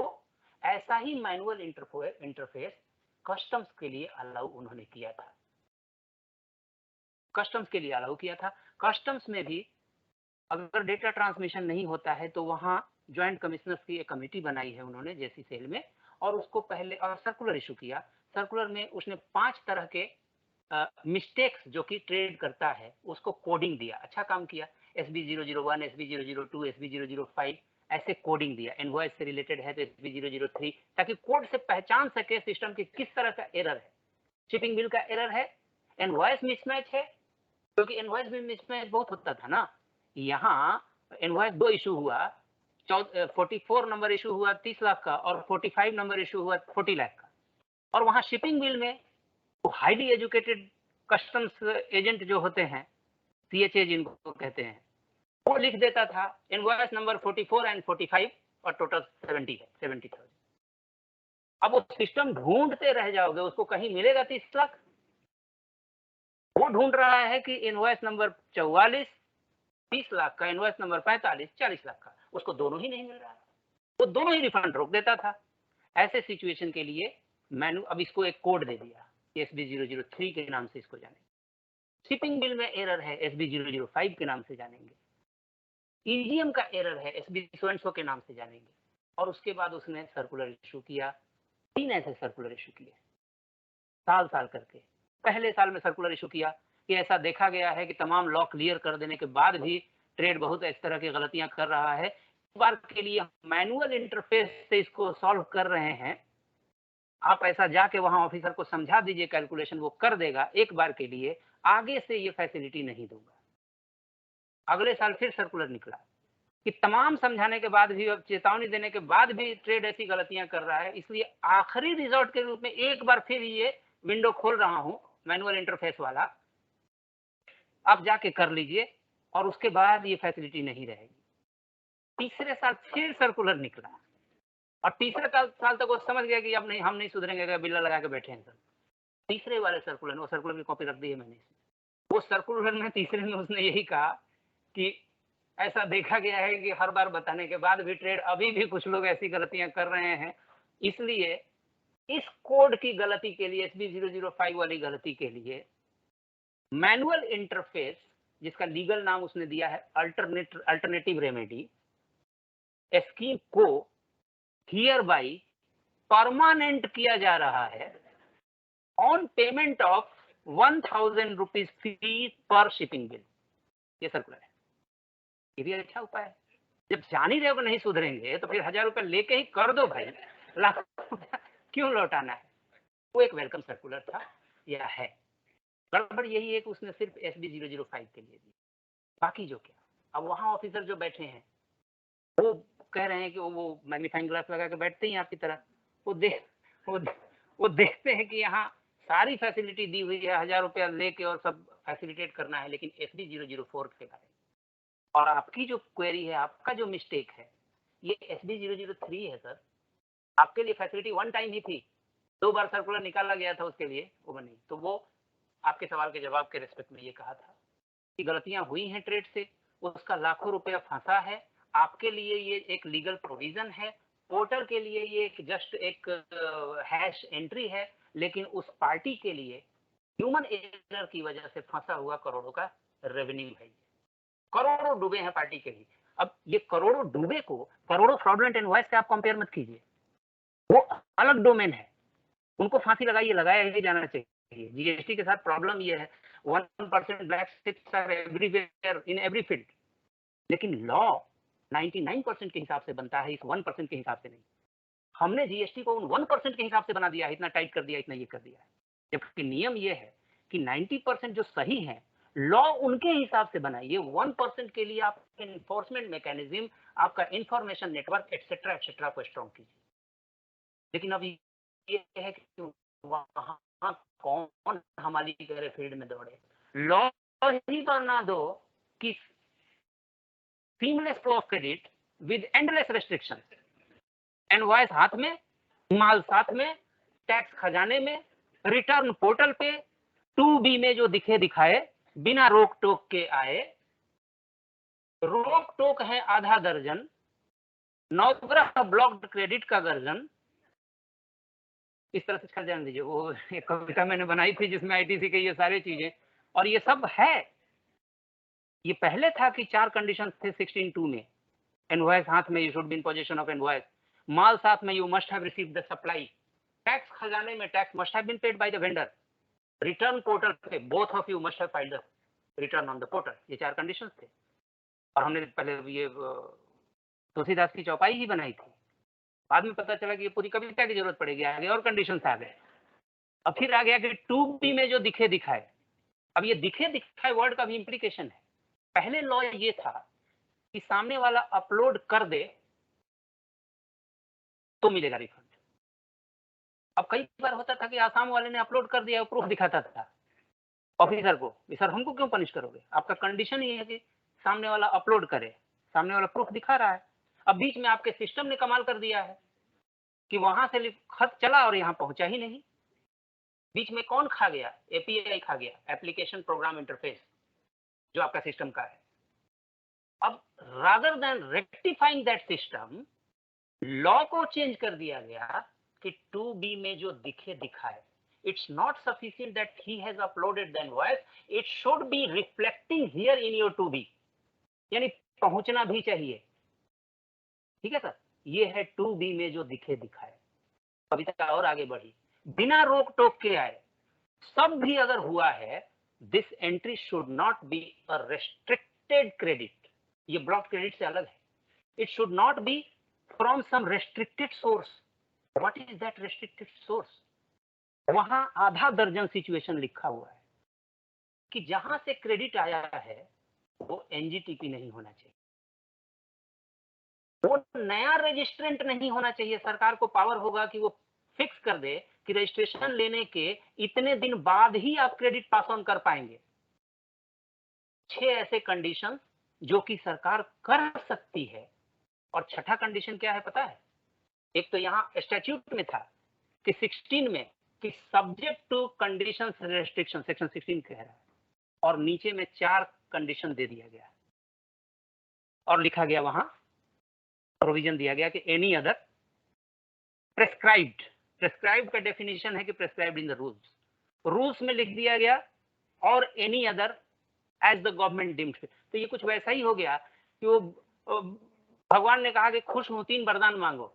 एक मांग लिया कि मुझे चमचमाती हुई कार मिल जाए, ठीक है। दूसरा, पड़ोसी की चमकती हुई कार जो है वो कल चोरी हो जाए, ठीक है, दोनों दिया। तीसरा वर मांगो, तीसरा ये दीजिए कि जब चाहूं 3 वर और मांग लो। ये वैसा ही सिचुएशन। तो क्रेडिट के रेस्ट्रिक्शंस जो है बढ़ते जा रहे हैं। ये क्यों मैंने चर्चा की? क्योंकि आज के लेक्चर में ब्लॉक्ड क्रेडिट भी इन्होंने लिखा, क्योंकि जो रिफंड आप दे रही हैं, ये जो फॉर्मूला में नेट आईटीसी है, नेट आईटीसी का कुछ तो दायरा उस फॉर्मूला ने ही फिक्स कर दिया है, डिफाइन करके कि इसमें ट्रांजिशनल क्रेडिट नहीं आएगा, इसमें ये वाला ही क्रेडिट आएगा, ये नहीं आएगा। रही सही कसर सर्कुलर ने पूरी कर दी है कि आपको, और रही सही कसर ये कल वाला गाइडलाइंस ने पूरा कर दिया है कि आपको एडमिसिबिलिटी ऑफ दिस क्रेडिट भी जांच करनी है, and you have to ensure कि whether some investigation etcetera is not going on. तो क्या करना है? 8 महीना वेट करना है उसके लिए, रिफंड के लिए। 2 महीने के बाद इंटरेस्ट कौन देगा? वो इसलिए चर्चा कर दिया, मोरल ऑफ द लेसन ये कि आपको ब्लॉक्ड क्रेडिट के जो 9 ग्रह हैं, 9 तरह के ब्लॉक क्रेडिट, ए से लेके आई तक ब्लॉक क्रेडिट हैं, इसलिए उनको नौग्रह हम कहते हैं। और ये जो आईटीसी के जो कंडीशंस हमने बताए 6, 7, 8 आगे भी है उसमें कि वेंडर को, कविता भूल रहा हूँ, वेंडर को भी पेमेंट देना है, कैपिटल गुड्स का डेप्रिसिएशन भी नहीं क्लेम करना है, वो सब इसमें पिरोया है मैंने। ये सब आपको देखना है। देखने के बाद जो बचा, अगर कुछ बचा तो वहां फॉर्मूला में आईटीसी में लिखना है आपको, उस बेसिस पे रिफंड देना है। तो ये था रिक्रेडिट। रिक्रेडिट वाला कंप्लीट नहीं हुआ सर जी। ये मिटा दो, ये सर की क्वेरी की वजह से आ गया, अदरवाइज वो इसमें नहीं था। इस कैटेगरी में, सही कैटेगरी में हम इसको फाइल करेंगे। कंसिक्वेंशियल कैटेगरी, तो इसको हम नाम दे सकते हैं पॉपुलरली, पूरा नाम है इसका refund on account of, word नहीं है यहाँ, कुछ और वर्ड है, रिव्यू भी नहीं, कुछ और वर्ड है यहाँ, कुछ और वर्ड है। ये प्रोविजनल असेसमेंट है, ये अपील है, और यहाँ एनी अदर है। ठीक है, इस कैटेगरी में तो रिफंड फाइल करेगा कितने रुपए का? ये 10 रुपए का। इस 20 रुपए का क्या करेगा? असेसी क्या करेगा और आप क्या करेंगे? हाँ, अब यहाँ ध्यान दीजिए, ये जो 111 नंबर सर्कुलर है, इसको पढ़िएगा लेकिन पूरी तरह से मन में मत बिठाइएगा। रीजन ये है कि इसके पैरा नंबर 5 में कुछ ऐसी चीजें वो कह रहा है जो तब के लिए था जब मैनुअल रिफंड प्रोसेस हमारा हुआ करता था। अब उसमें वो ये कह रहा है, जैसे ये वर्ड देखिए,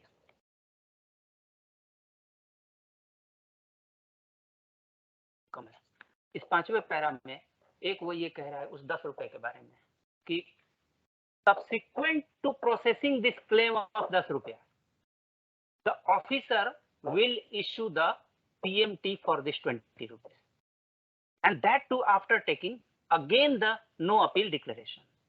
ये subsequent to word लिखने की क्या जरूरत थी, कहां था ये?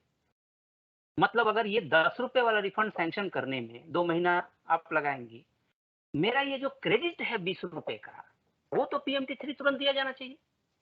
तो आज की स्थिति यही है कि कहीं लीगल प्रोहिबिशन नहीं है, इस सर्कुलर की बात मानने का भी कोई बेसिस नहीं है, क्योंकि ये, अच्छा, ये सर्कुलर ये भी कह रहा है कि अगर पहले वाला रिफंड रिजेक्शन एक्स ऑफिसर ने किया था और अभी कंसेक्वेंशियल रिफंड 10 रुपए का जब आया तब वाई ऑफिसर अगर आ गया, तो ये वाई जो है पहले वाले को कम्युनिकेट करेगा ताकि अपने डैशबोर्ड से इस एआरएन को वो क्लोज करे और वही पीएमटी 3 इशू करे। ये सारी चीजें आज के डेट में है ही नहीं। वो ये भी कह रहा है कि RFD 1B इशू होगा। RFD 1B किस जमाने का था डॉक्यूमेंट? और आप देखेंगे कि ये शायद अक्टूबर का ये सर्कुलर है, और इसके जस्ट बाद नवंबर में वो अपना मास्टर सर्कुलर आया था। मास्टर सर्कुलर ने ये सबको, या पुराने वालों को सुधार दिया था, और मास्टर सर्कुलर ने PMT 3 वर्ड यूज किया है, क्योंकि तब तक पोर्टल चलने लगा था, PMT 3 आ गया था, अब RFD 1B etcetera etcetera manual reasoning के अरेंजमेंट की जरूरत नहीं। इसीलिए इस सर्कुलर को मानना है, लेकिन इसके आखिरी पैरा को हूबहू आंख बंद करके नहीं मान लेना है। सर्कुलर कुछ पुराने भी हो गए हैं, आउटडेटेड भी हो गए हैं। ठीक है, सो रिक्रेडिट में यहां मेरा ये मानना है कि 10 का रिफंड आप प्रोसेस कीजिए। अब ये रिफंड क्लेम ही 10 का रह गया, इस 20 का कोई मतलब नहीं बनता है। मैं एक्सेप्ट कर रहा हूं कि ये 20 के अगेंस्ट मैं ट्रिब्यूनल में नहीं जाऊंगा, क्योंकि कमिश्नर अपील के बाद अब ट्रिब्यूनल ही है ना, मैं ट्रिब्यूनल में नहीं जाऊंगा, ऐसा लिख के दे रहा हूं। जब लिख के दे रहा हूं और ये रिफंड भी फाइल कर रहा हूं मैं 15 अगस्त को, 15 अगस्त, तो पीएमटी 3 मेरा 15 को भी हो सकता है, 16 को भी हो सकता है। इसके प्रोसेस होके कंप्लीट होने की जरूरत नहीं है, जैसा कि वो सर्कुलर कह रहा है। ठीक है सर, तो ये रिक्रेडिट का स्कीम हुआ, और ये रिक्रेडिट भी 20 रुपए का जब देंगे, ये 20 रुपए का जब पीएमटी देंगे, तो ये तभी देंगे जब no appeal declaration, NAD no appeal declaration मैंने आपको दे दिया, तभी आप देंगे। ये देने के बाद अब ये 10 रुपया जो है, ये 10 रुपया, अच्छा, इसमें एक दूसरा सिचुएशन लीजिए। रिक्रेडिट का ये एक एपिसोड हो, एक दूसरा एपिसोड रिक्रेडिट का, किसी को मिटा के वो भी लिखते हैं, वो किसी और सर्कुलर में, मास्टर सर्कुलर में 125 में है, पैरा नंबर याद नहीं, हो रहा भी नहीं सकता यार।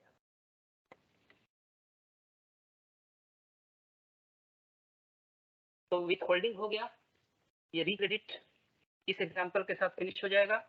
उसके बाद मैं कैलकुलेशन पे आऊंगा, आईटीसी के रिफंड के कैलकुलेशन, उसके दोनों कंडीशंस, ड्रॉबैक वाले और एक्सपोर्ट वाले, ये दोनों पे आऊंगा, तो कंसेप्चुअल चीजें कम से कम हो जाएंगी। हाँ, ये मतलब खत्म हो गया ये जी। हाँ 18 का था, कैरी ओवर किया, कैरी फॉरवर्ड होता है, 17-18 में भी थोड़ा एक्सपोर्ट पास उसने एप्लीकेशन क्रेडिट था उसने यहाँ पे कुछ सर, ये 20 रुपया तो वो डेबिट कर चुका है, उसके लेजर में पड़ा कहाँ है? डेबिट करके ही रिफंड शुरू में फाइल किया था 100 रुपीज का। ये तो TMT3 से आप उसके लेजर में भेज रहे हैं। बराबर ना, ये क्रेडिट हो गया, रिक्रेडिट हो गया, ठीक है जी। उसका रिफंड कुछ है यहाँ पे, वो क्रेडिट भी वेरीफाई। ओके ओके, हम समझ गए।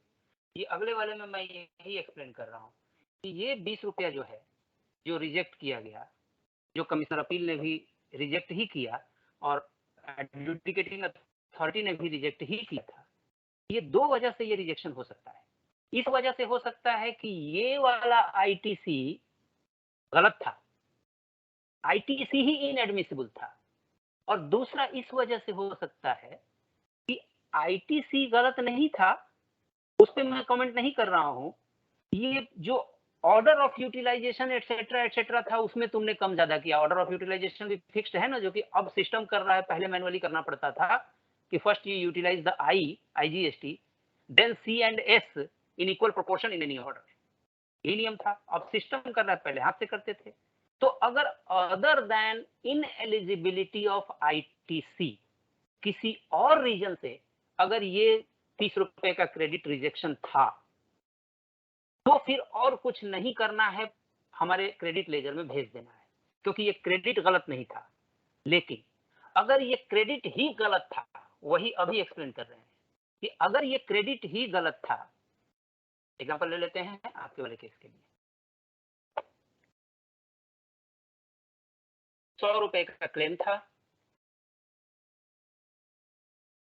जिसमें से सैंक्शन किया 70, रिजेक्ट किया 30। ये 30 जो रिजेक्ट किया, इस 30 रिजेक्शन में 20 रुपया जो था वो इनएलिजिबल आईटीसी के लिए था, जो कि नहीं मिलना चाहिए था उसको, उसने गलत आईटीसी लेजर में ले लिया है, प्रोडक्ट क्रेडिट का ले लिया है, कंपनी के फंड से साले के नाम से मोबाइल खरीदा था वो वाला बिल का क्रेडिट ले लिया है। ठीक है सर जी। और ये 10 रुपया भी रिजेक्शन ही है, लेकिन ये आईटीसी की वजह से नहीं है, ये किसी और ग्राउंड की वजह से रिजेक्शन है दोनों रिजेक्शन ही। ये भी नहीं सैंक्शन किया गया है, ये भी नहीं सैंक्शन किया गया। अब यहां पे ऑफिसर सबसे पहले फर्स्ट रिक्वायरमेंट, फर्स्ट काम क्या करेगा आपके हिसाब से? हाँ, पहले ही सैंक्शन कर दीजिएगा। शोकॉज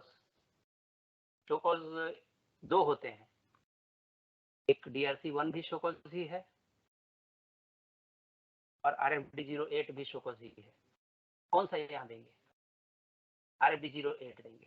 ध्यान रखिए, ऐसे सिचुएशन के लिए लॉ ये कह रहा है कि आपका RFD-08 और RFD-06 ये दोनों शोकॉज नोटिस और एडजुडिकेशन ऑर्डर माने जाएंगे अंडर सेक्शन 73।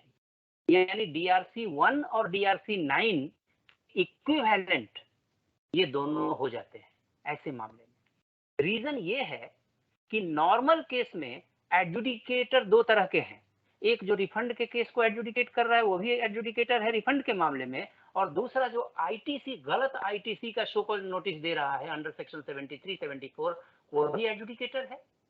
यहाँ पे खास अरेंजमेंट किया गया है, मर्ज किया गया है दोनों अथॉरिटी को, कि अगर रिफंड भी रिजेक्ट करना है और साथ में वो क्रेडिट भी गलत है, यानी कैश तो तुमको मिलना ही नहीं चाहिए, ये तुम्हारे लेजर से भी बाहर निकलना चाहिए, ये दो काम करना है। अब ये इसमें से एक काम rejecting the refund, refund officer का काम है, और दूसरा काम holding the ITC as inadmissible, adjudicate करके, इन एडजुडिकेटरी प्रोसेस, ये काम दूसरे ऑफिसर का है। यहां पे सर्कुलर ये कह रहा है, और अफसोस यही है कि हर जगह मुझे ये कहना पड़ रहा है सर्कुलर ये कह रहा है, सर्कुलर, ये सारी बातें सर्कुलर नहीं कह सकता। रिफंड का पूरा तामझाम हम सर्कुलर पे चला रहे हैं, धीरे धीरे कोर्ट ऑब्जेक्शन लेगा कि रूल की चीज, एक्ट की चीज आप सर्कुलर से कैसे काम चला रहे हैं। एनीवे, तो यहाँ पे सर्कुलर, यही मास्टर सर्कुलर 125 पर्टिकुलर पैरा में ये कह रहा है कि ऐसे मामलों में कि जबकि ये 30 रुपया जो रिजेक्ट किया गया, इसके दो एलिमेंट हैं। 20 रुपया इज रिजेक्टेड बिकॉज 20 रुपए का आईटीसी ही गलत था, और 10 रुपया is rejected for other reason.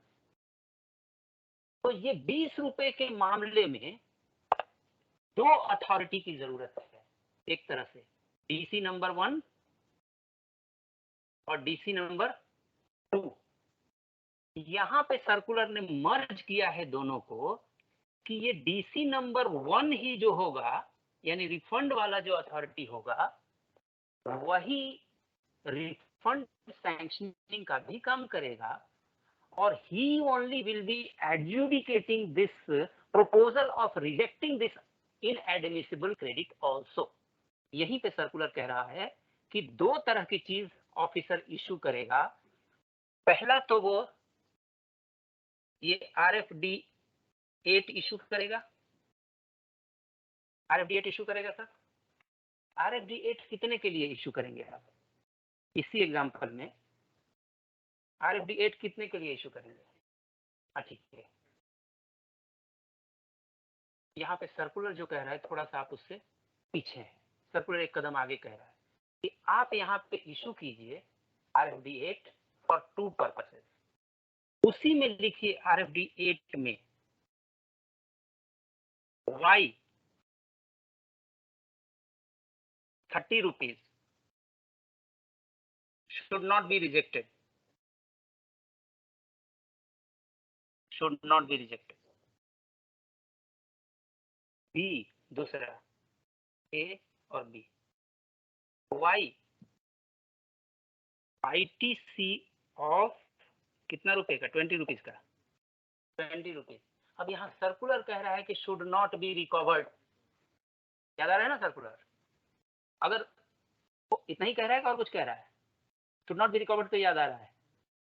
अगर इतने पे ही रुक जाए तो ट्रेड को ऑब्जेक्शन हो सकता है कि आप जो लिख रहे हैं कि why ITC of ₹20 should not be recovered, how can you recover unless you determine this amount as a wrong credit to me। पहले तो ये तय करना बनता है ना कि ये क्रेडिट मेरा रॉन्ग क्रेडिट है, तब तो आप रिकवर करेंगे ना। मेरा ऐसा मानना है कि ये सर्कुलर को हम आधा पढ़ रहे हैं। सर्कुलर में लिखना चाहिए था, एनीवे, इसके आगे सेंटेंस है कि why ITC of 20 should not be recovered under section 73 और 74। जैसे ही ये रिकवर्ड वर्ड को इसके साथ अगर पढ़ा जाएगा तो 73, 74 और कुछ नहीं है, एडजुडिकेटरी प्रोसेस ही है। उसी के अंदर आ गया कि आपको कारण बताओ नोटिस देना, आपको बुलाना, आपका एक्सप्लेनेशन लेना, रिटन सबमिशन लेना, नेचुरल जस्टिस ऑब्जर्व करना, फिर ऑर्डर पास करना कि मैंने सबको सुना, प्रोविजन भी देखा, लॉ भी देखा, इनका वर्जन भी सुनना, और सब देख के मैं इस नतीजे पे पहुंचा हूं, I am inclined to hold that this 20 rupees credit is inadmissible to you. यहां इनएडमिसिबल हो गया, रॉन्ग क्रेडिट डिक्लेयर कर दिया मैंने एडजुडिकेटरी प्रोसेस से।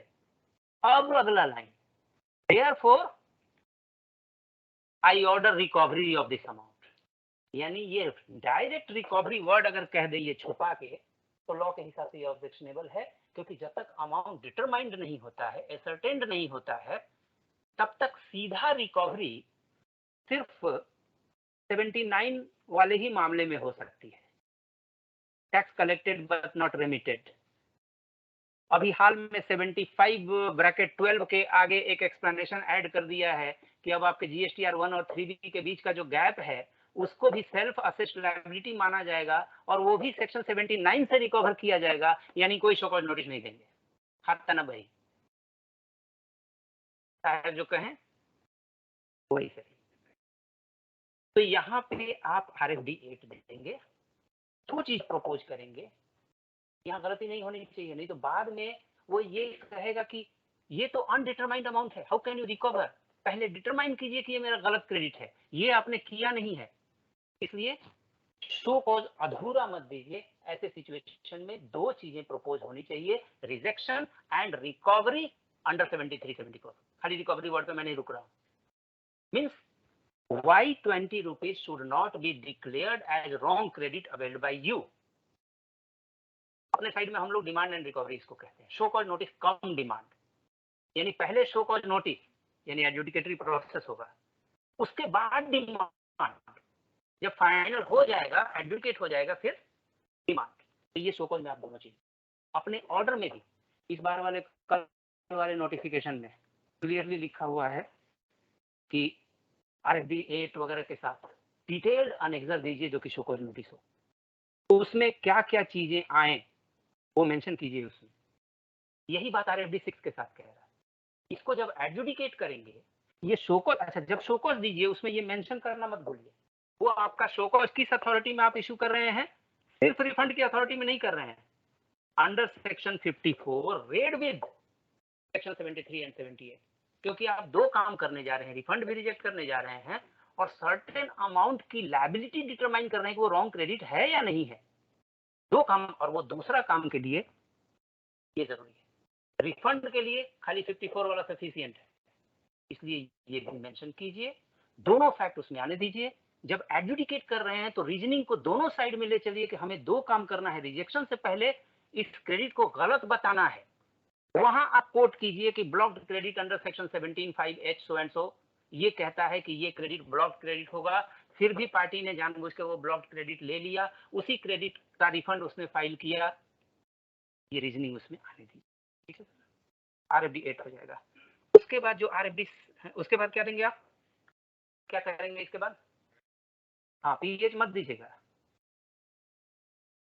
सर, PH क्यों नहीं देंगे जी, तो कल PH नहीं है सर, PH नहीं देते हैं क्या आप लोग, देते हैं ना, वो मस्ट है सर। हाँ ठीक है। अब यहाँ एक चीज मुझे कंफर्म करना पड़ेगा, क्योंकि रिफंड वाले में एक PH की चर्चा है और जैसे ही 73-74 आ रहा है, 73-74 के बाद जो 75 है general discipline of demand and recovery, वो ये कह रहा है 3 एडजॉर्नमेंट की बात कह रहा है, यानी वो एक तरह से 4 PH की बात कह रहा है। 3 एडजॉर्नमेंट में 4 PH, वो 4 PH की बात कह रहा है। रिफंड वाला 54 एक PH की बात कह रहा है। अब ये आगे देखेंगे, लेकिन फिलहाल के लिए आप ये मान के चलिए कि मैं 54 में ही दे रहा हूँ रेड विद 73-74, क्योंकि कल कोई इश्यू पे पार्टी जा सकता है कोर्ट में कि भाई मुझे हियरिंग दूसरी चाहिए थी, तीसरी चाहिए थी, इन्होंने नहीं दिया, क्योंकि ये दोनों अथॉरिटी में शो कॉज है ना, 54 वाले में ठीक है एक ही लिखा हुआ है जी। तो कोशिश ये कीजिए कि अगर ज्यादा मामला आपाधापी नहीं हो, अमाउंट अपने डिमांड को सस्टेन कराना हो कि ये लीगली टिके, तो एक दो हियरिंग उससे अगर वो मांगता है एक्सटेंशन तो अलाउ कर दीजिए, यानी ऐसी जल्दी में आज ही करके रिजेक्ट किया, मारना ही है आज मारे परसों मारे, क्या फर्क पड़ता है जी। इसीलिए PH पे मैं रुका। PH आप ऑब्जर्व कर लीजिए क्योंकि ये लगा हुआ है, कोई भी कह सकता है कि यहाँ इन PH की जरूरत है, ठीक है। उसके बाद आप इशू करेंगे RFD 6, क्या कहते हैं सर, क्या ऑर्डर करेंगे RFD 6 में, RFD 6 किस अमाउंट का आप इशू करेंगे, in respect of what amount, आप इसको एडजुडिकेट कर रहे हैं, आप इसको एडजुडिकेट कर रहे हैं ना सर। अभी इसका आपने सैंक्शन ऑर्डर दिया कहाँ है, इसलिए आप स्टार्ट करेंगे, आप 100 को एडजुडिकेट कर रहे हैं। रुक यार, वैसे ही छोटा है।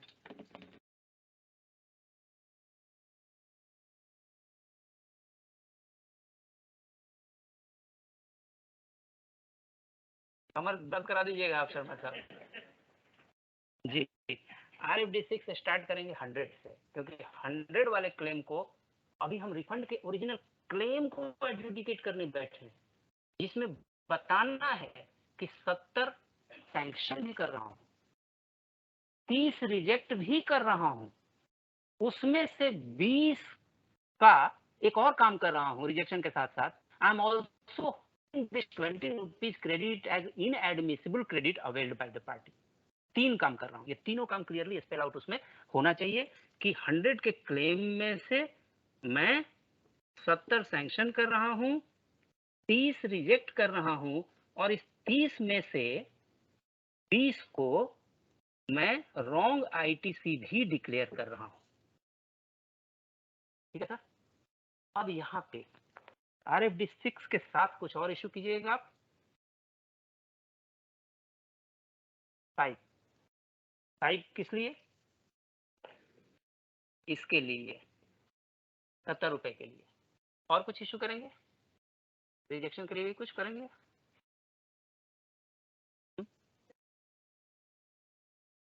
सर वो तो हो गया है मैडम, वो तो हो गया, एडजुडिकेट हो गया।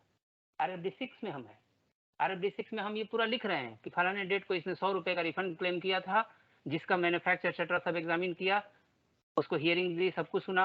अब मैं जजमेंट दे रही हूँ, जजमेंट में ये दे रही हूँ 100 रुपए में से 70 रुपए का उसका रिफंड, 100 रुपए का रिफंड क्लेम था, उसमें से 70 सैंक्शन, 30 रिजेक्टेड। क्यों रिजेक्टेड? 30 क्यों रिजेक्टेड? क्योंकि इसमें से 30 रुपया जो है इनएडमिसिबल। कैसे पता चला? उसका हियरिंग वगैरह सब देखा हमने, ब्लॉक क्रेडिट का डेफिनेशन देखा, इसलिए 20 रुपया उसमें से इस ग्राउंड पे रिजेक्टेड। 10 रुपया कैलकुलेशन एरर उसने किया है, टर्नओवर उसका ये होना चाहिए, इसमें ऐड नहीं किया है डिनोमिनेटर में वगैरह वगैरह, उसकी वजह से ये 10 रुपया भी रिजेक्ट किया। तो रिजेक्शन 30 फॉर 2 डिफरेंट रीजन, और दोनों रीजन उसमें लिखना होगा। तो उस हिसाब से आपने सही कहा कि RFD6, आपने सही कहा कि 70 रुपया, आप जब तक आपके PFMS को, अकाउंट सेक्शन को जब तक पता नहीं चलेगा कि आपने 70 सैंक्शन किया है, तो वो पैसा भेजेगा कैसे उसके अकाउंट में। इसलिए PMT5 जो है ना, PMT5 पोर्टल पे जुड़ा रहता है आपके अकाउंटिंग सेक्शन से, ताकि वो रिफंड दे सके। PMT5 भी आप इशू करेंगे, एक इसमें डॉक्यूमेंट हो रहा है। PMT3 इशू करेंगे कि नहीं? करेंगे ना सर? चलिए PMT3 भी आप इशू करेंगे। कितने रुपए का? PMT3 कितने रुपए का इशू करेंगे? 10 रुपए का? नहीं सर,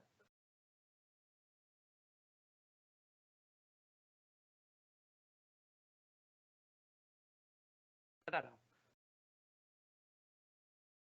ये तो क्या सिस्टम है, तो अभी क्लियर हो गया। आप सही कह रहे हैं, PMT 30 रुपए का होना चाहिए, साथ में एक और काम होना चाहिए, मैं उस पर एम्फेसाइज कर रहा हूँ। चलिए PMT3 आपने 30 रुपए का इशू कर दिया, ये इशू करने से पहले एक काम होना चाहिए, करेक्ट। इसके पहले एक होना चाहिए DRC7। DRC7 liability creation form है, जो कि उसके लायबिलिटी लेजर तक पहुंच, के लायबिलिटी लेजर तक रास्ता 2 तरह से जाता है, 2 सुरंग जाता है। एक सुरंग उसके GSTR1 से फूटता है, जो जाकर लायबिलिटी लेजर में है। जो भी GSTR1 में वो लायबिलिटी इनवॉइस दिखाएगा, उसकी टैक्स लायबिलिटी जाके कहाँ बैठेगी? लायबिलिटी लेजर में बैठेगी। ठीक है, लायबिलिटी लेजर को PMT1 भी कहते हैं। और दूसरा रास्ता उसी लायबिलिटी लेजर तक पहुंचता है ऑफिसर के केबिन से, और वो टनल का नाम है RFD 707। जीरो वैसे सब में है, ठीक, सब जीरो ही है। RFD7 से पहुंचता है।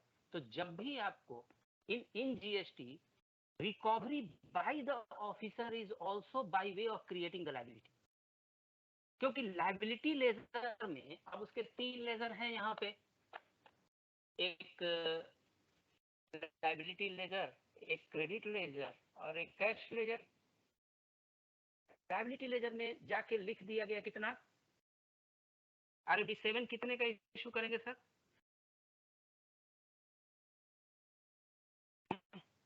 हाँ ठीक है, ठीक, DRC 7, RFD 7, okay, DRC 7 correct. ये 20 रुपए का इशू करेंगे। जैसे ही DRC 7 पोर्टल पे हम देगा, वो सिस्टम भी बनाया गया है कि ऑफिसर के केबिन से जब भी DRC 7 जनरेट होगा, उसका लिंक सीधा जाएगा उसके लायबिलिटी लेजर पे। वो जाके वहां लिख दिया उसने 20 रुपीज, उसको पता ही नहीं है 20 रुपीज लायबिलिटी में ऐड हो गई। अब उस मंथ का जब वो रिटर्न भरने जाएगा GSTR1, यहाँ तक एक रास्ता ऑफिसर के केबिन से जाता है, दूसरा रास्ता उसके GSTR1 से भी तो जाता है ना सर। उस मंथ का जब GSTR1 वो भरना शुरू करेगा, उसमें जितना अपना सेल्स इनवॉइसेस दिखाएगा, उसकी टोटल लायबिलिटी जो 100 रुपया होगी, ये भी फ्लो करके यहीं पे जाएगी। तो 20 ऑफिसर ने पहले से लिख रखा था और 100 उसकी उस मंथ की लायबिलिटी लेकर दी गई, 120 हो गया। पोर्टल ऐसा बड़ा चौकीदार है कि 120 में से आपको 119 भरिए, वो भरने ही नहीं देगा, जक मार के आपको पूरा 120 भरना ही पड़ेगा। तो एक बार जब आपने लायबिलिटी क्रिएट कर दी, भरना उसकी मजबूरी हो गई, वो चाहे कैश से भरे या क्रेडिट से भरे, तो कम से कम PMT तो आप पूरे अमाउंट का इश्यू करेंगे ना।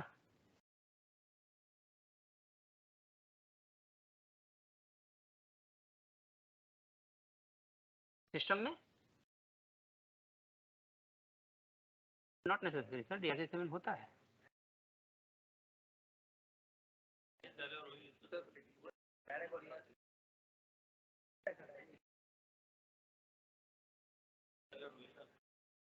सर आज की डेट का भी इंस्ट्रक्शन यही है, तो एक बार फिर से देखिएगा, क्योंकि पोर्टल पे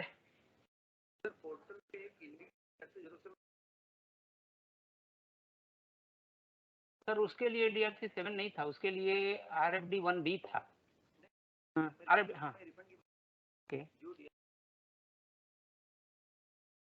नहीं सर, वो सिर्फ 73 74 का है ऐसा नहीं मुझे लग रहा है, क्योंकि DRC 7 फॉर्म के नीचे जो रूल्स जो लिखे हुए हैं, जो अथॉरिटी लिखी हुई है, उसमें कई सारी अथॉरिटी लिखी हुई है। DRC 7 किसी भी वजह से लायबिलिटी आप जनरेट कर रहे हैं, आपने प्रोविजनल असेसमेंट किया, फाइनलाइज किया, वहां लायबिलिटी निकली, उस लायबिलिटी को भी लेजर तक पहुंचा देना है आपको, क्योंकि लेजर तक पहुंचा देंगे, बाकी का टेक केयर सिस्टम कर लेगा, वो उससे 1 रुपया कम अलाउ ही नहीं करेगा, वो डिफॉल्टर कर देगा उसको रिटर्न का, अगर वो कम भरता है तो। इसलिए DRC 7 हर तरह की लायबिलिटी जो ऑफिस सर सर उसी DRC 1 को वेव करने के लिए सर्कुलर ने ये कहा है कि ये RFD 6 will be equivalent to the show cause notice issued under that 73 74। दोनों को जो मर्ज किया कि एक ही शो कॉज, रिफंड वाला शो कॉज नोटिस ही क्रेडिट को डिनाई करने के लिए नॉर्मल शो कॉज नोटिस के इक्विवेलेंट हो जाएगा। सर्कुलर यही कह रहा है जी। तो DRC 7 आप इतने का इशू करेंगे, लायबिलिटी उसके पास भेज दिया आपने, उसके बाद आप चाहें तो मेहरबानी कर सकते हैं PMT 3 से रिक्रेडिट उसको दे सकते हैं, ये रिक्रेडिट करा जाता है। तो विथ होल्डिंग भी हो गया, रिक्रेडिट भी हो गया। क्लासिफिकेशन कैसे चुनना है रिफंड का, उसका सबसे बढ़िया उपाय यही है कि हर तरह के रिफंड का प्रोविजन पढ़ लें, तो पता चलेगा कि किसको कौन से में क्लासिफाई करना है। अगला एक था परचेज टैक्स, इनपुट टैक्स और सेट ऑफ में डिफरेंस। परचेज टैक्स तो सर परचेज के इवेंट पे, हर टैक्स का एक टैक्सिंग इवेंट होता है। अगर परचेज के इवेंट पे अगर हमने कोई टैक्स लगाया है, आपका वैट परचेज पर भी हुआ करता था, परचेज पर अगर लगाया गया है तो परचेज टैक्स उसका नोमेनक्लेचर है, if it is on the event of purchase. दूसरा ITC और सेट ऑफ, ये परचेज टैक्स से इसका कोई रिलेशन नहीं है। ITC और सेट ऑफ एक ही डोमेन के दो वर्ड हैं।